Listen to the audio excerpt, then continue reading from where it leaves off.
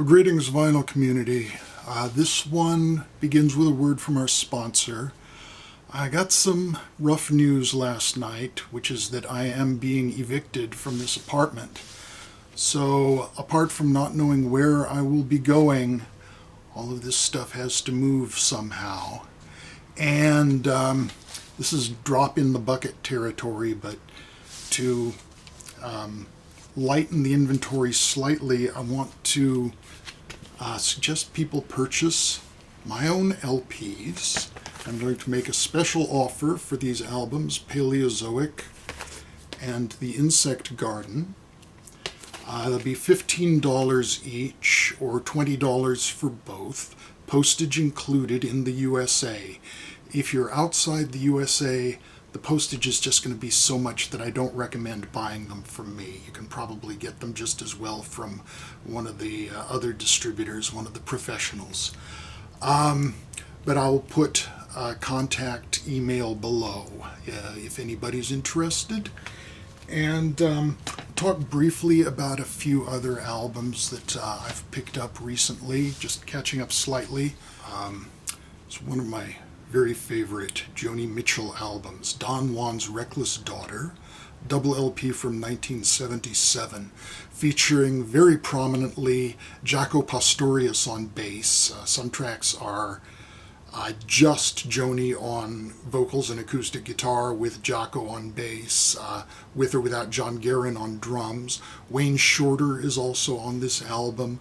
Airto is on this album. There is a remarkable percussion ensemble piece called The 10th World, which segues into Dreamland, in which Joni sings over just the percussion ensemble.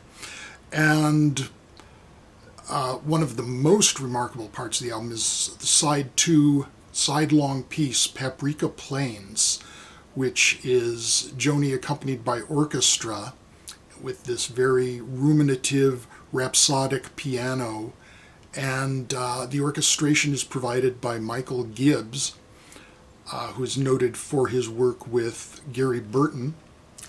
And finally, at the end, it resolves into a sort of jazz ensemble piece with Wayne Shorter on the soprano, Jaco on the bass, John Guerin on drums.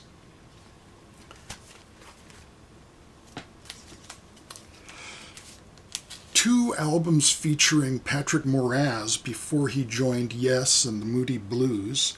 First, the 1974 only album by Refugee, which is the former members of The Nice, Lee Jackson and Brian Davidson, and Patrick Moraz on keyboards. This is an extraordinary progressive album with some very long multi-part pieces, very virtuosic keyboard playing, very colorful.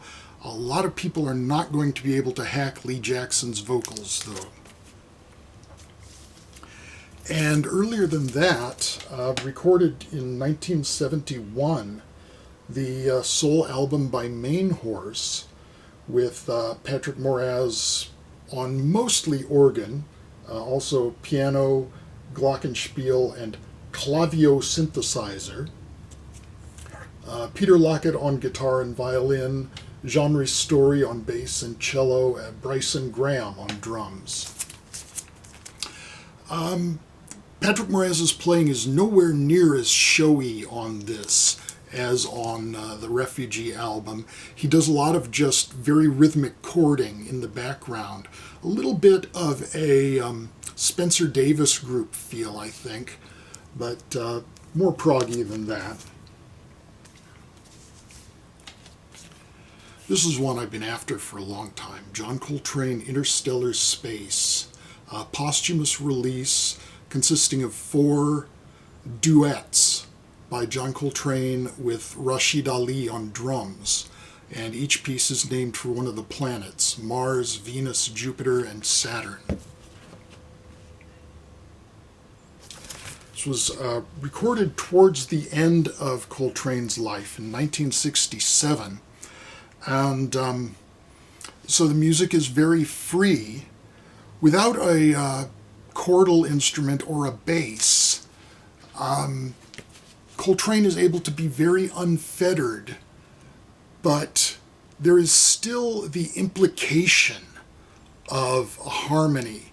There's no actual harmony, but it reminds me in an unlikely kind of way of the solo pieces by Bach for, say, violin or for cello, where he wrote single line pieces for an instrument that doesn't typically play harmonies, but or counterpoint, because of course Bach in the Baroque period was all about counterpoint, but is still able to imply it by, say, having every fourth note being a low note, so it implies that there's a bass line accompanying the melody line, even though it's really happening, it's on separate beats from the melodic notes.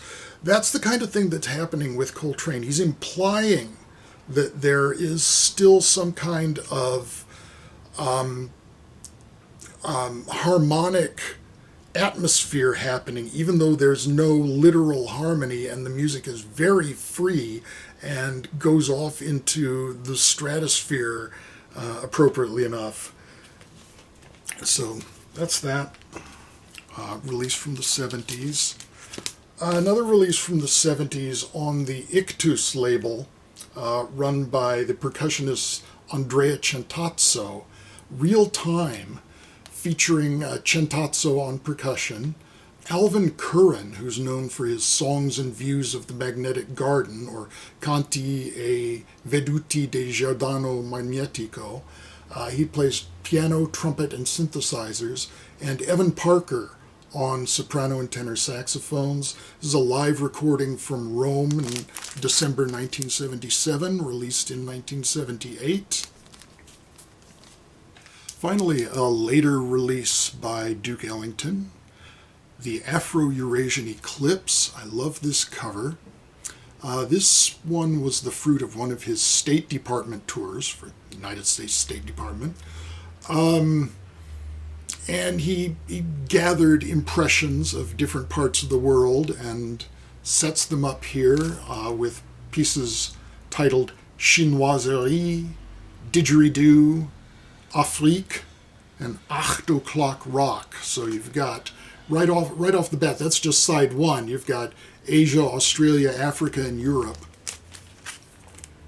This was originally from the State Department tour in 1963. The recording is from 1971, and the release from 1975. So that's all I have to show right now. Again, the Insect Garden and Paleozoic, 1 for 15, 2 for 20. And if you're at all interested, drop me a PayPal or a line, and we'll get you fixed up with that. Thank you very much. Be well. Bye-bye for now.